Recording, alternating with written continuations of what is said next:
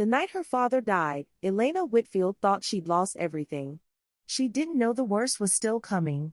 3 months later, her stepmother stood in the doorway of the house Elena grew up in, the house that was supposed to be hers, and said 6 words she would never forget. "You don't belong here anymore." Then she threw Elena's suitcase into the pouring rain and shut the door. What Elena didn't know that night was that a stranger, sitting in a car just down the street, was about to change everything. Before we dive deeper, let us know in the comments where you're watching from. We'd love to hear from you, and don't forget to hit that subscribe button so you never miss any of our upcoming videos. To understand how Elena ended up standing in that rain with nowhere to go, you have to go back to the man who raised her. Her father, Robert Whitfield, built his life the way most honest men do, slowly, carefully, one decision at a time. He started as a draftsman at a small engineering firm outside Columbus, Ohio, and by the time Elena was in high school he owned the company outright. He was not a flashy man. He drove the same truck for 11 years and wore the same brown coat every winter, but he never once let his daughter feel like money was something to worry about.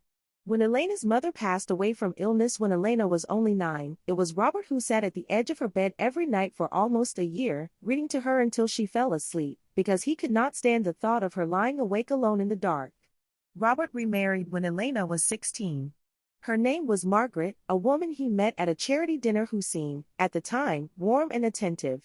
She complimented Elena's schoolwork, asked about her friends, and for the first year or two, the household felt almost whole again. But those close to the family would later say that Margaret's kindness had always come with conditions, small at first, easy to overlook. She redecorated Elena's room without asking. She corrected the way Elena spoke at dinner parties. She began referring to the house, quietly at first, as my home, even though Robert's name alone was on the deed. Elena noticed these things, but she was a teenager grieving a mother she barely remembers, and she wanted, more than anything, for her father to be happy again. Robert Whitfield died of a sudden heart attack on a Tuesday afternoon in early spring, collapsing at his desk while reviewing blueprints for a new building downtown. Elena was 22, just finished with college, and had not even unpacked the boxes from her graduation before she was standing in a funeral home picking out a casket. In the weeks that followed, Margaret handled everything: the lawyers, the accountants, the paperwork, insisting that Elena was too fragile to be burdened with it. Elena, numb with grief, was grateful for the help. She had no idea that every signature Margaret placed in front of her, every document she was told not to worry about, was quietly rerouting her father's entire estate into someone else's name. It took 3 months for the truth to surface in its cruelest form. Elena had continued living in the house, sleeping in the same room she'd grown up in, still finding her father's reading glasses on the kitchen counter some mornings, as if he might walk back in at any moment. But Margaret's patience for pretending had run out. On a Thursday evening in late spring, with rain already hammering the windows, Margaret called Elena downstairs and told her, flatly, that the house was hers now, that the company was hers now, and that Elena had exactly 1 hour to pack whatever she could carry.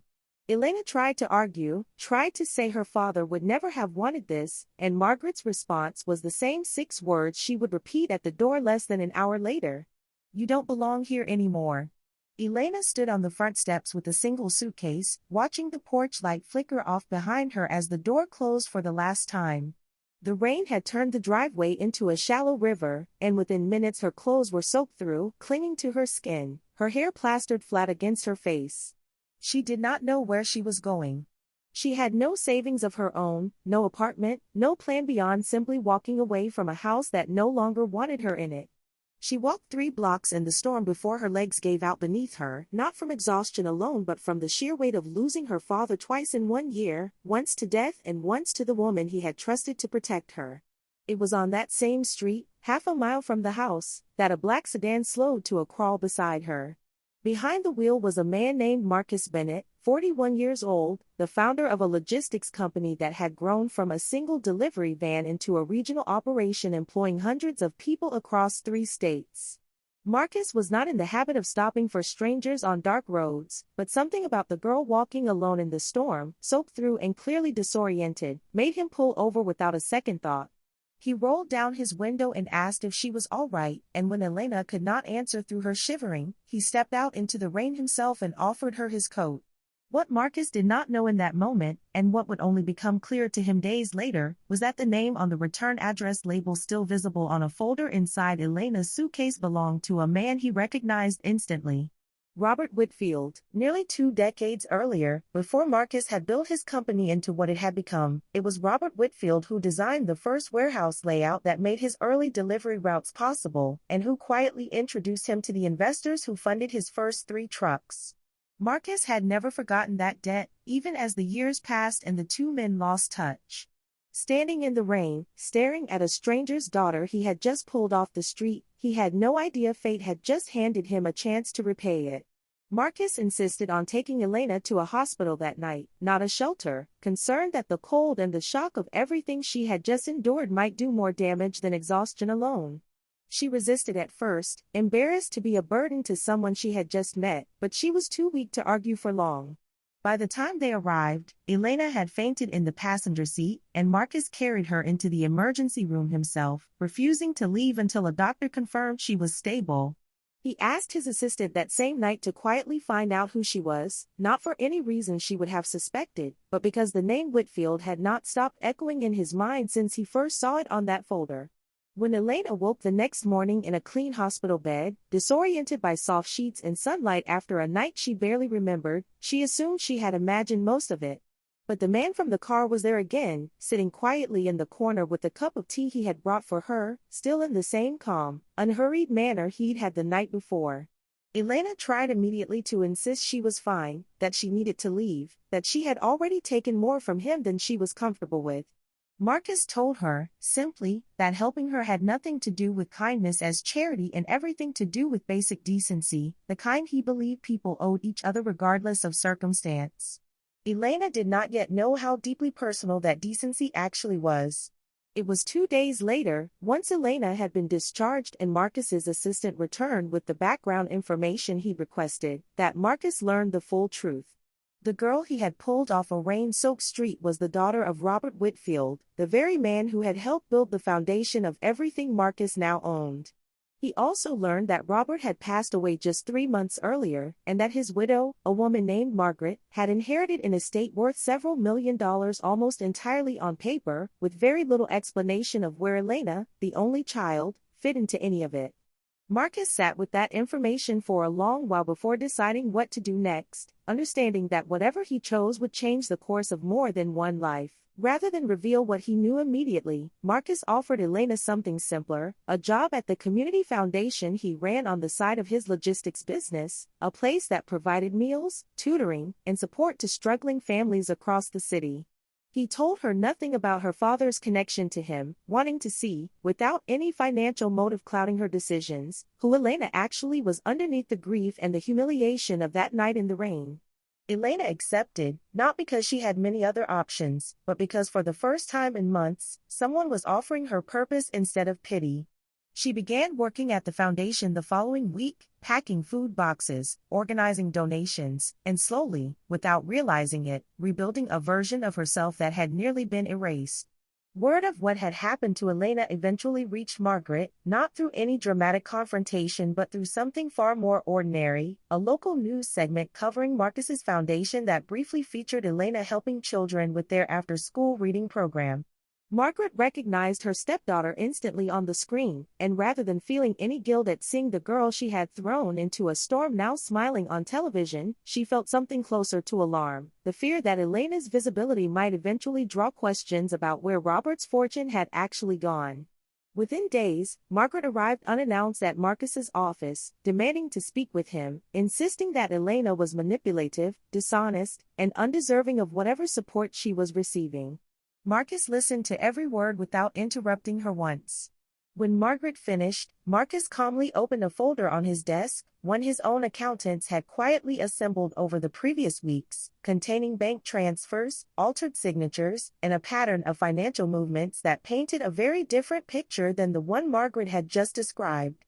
He told her, without raising his voice, that he had reason to believe Robert Whitfield's estate had never legally been hers to control in the first place, and that continuing to insist otherwise in front of him was not a position she wanted to defend.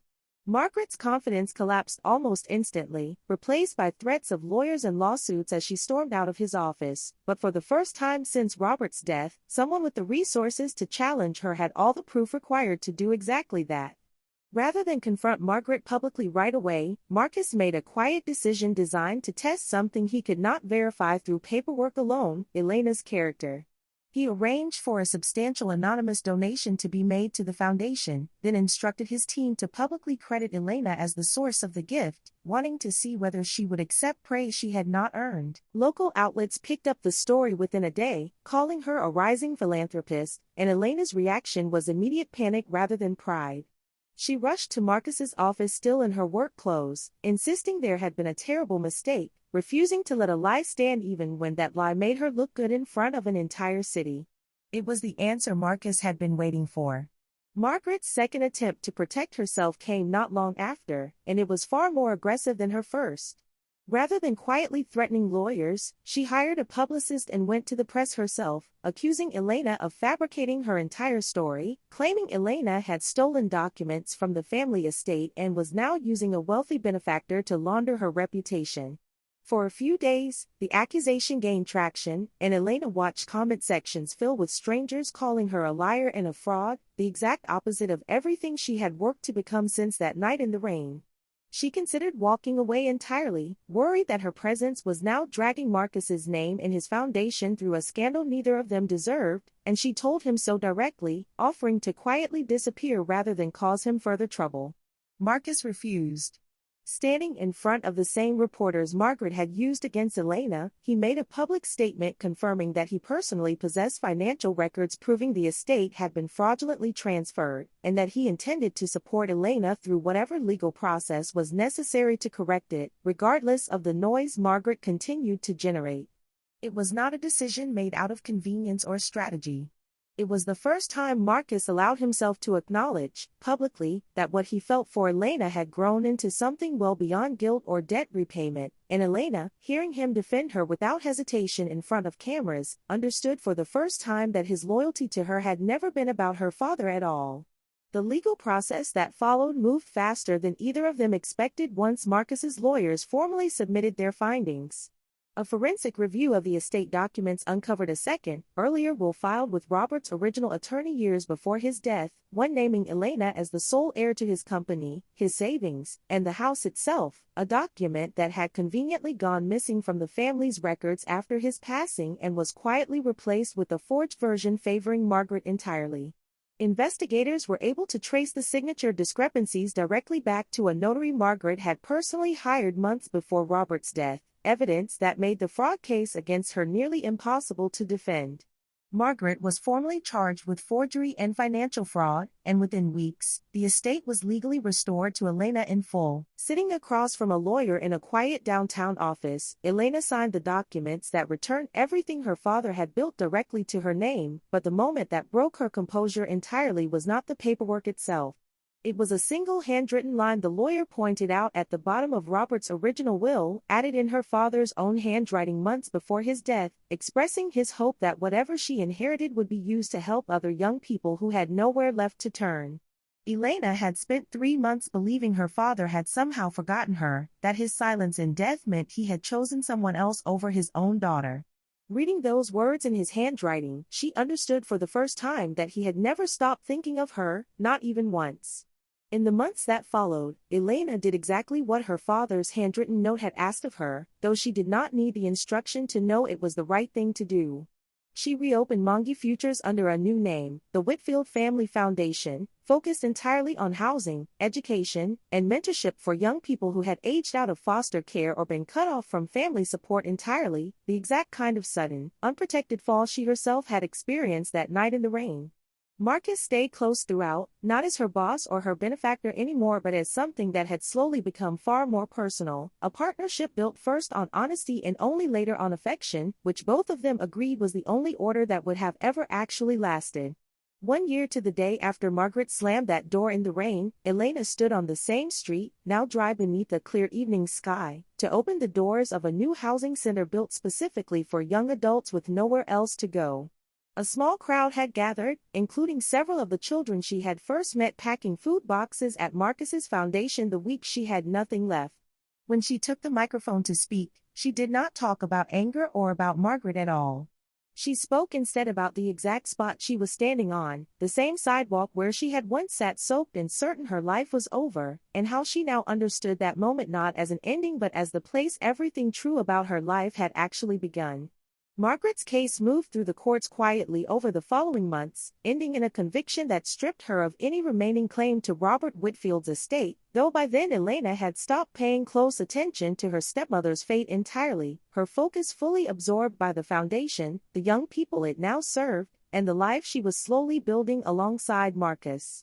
Neither of them rushed what had grown between them. There was no dramatic proposal, no sudden declaration, only the steady, quiet certainty of two people who had already proven to each other, under far worse circumstances than most couples ever face, exactly who they were. And on the anniversary of that first rainy night each year, Elena still walks that same street alone for a few minutes before anyone else arrives, not out of sadness, but simply to remember where it all began.